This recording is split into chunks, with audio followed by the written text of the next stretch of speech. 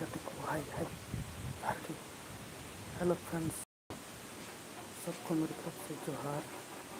और मैं इस वक्त बैठा हुआ हूँ और आप सब लोग क्या कर रहे हैं और आप लोग कैसे हैं।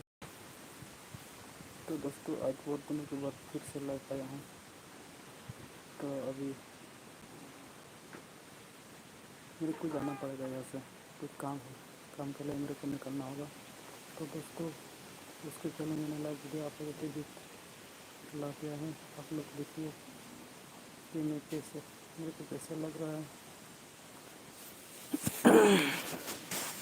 दोस्तों, मैं यहाँ पर बड़ा बोल नहीं पा रहा हूँ, पर कहीं बाहर जाऊँगा तो दबा के बोलेंगे। फिर भी आप लोग बताइए, क्या आपको मुझे, क्या आप लोग मेरे को पसंद करते हैं? अगर उनमें से कोई है तो बताइए कमेंट करके। हेलो दोस्त, तो ठीक है, आप लोग देखते रहिए। मैं फिर से आता हूँ बाद में नेक्स्ट टाइम।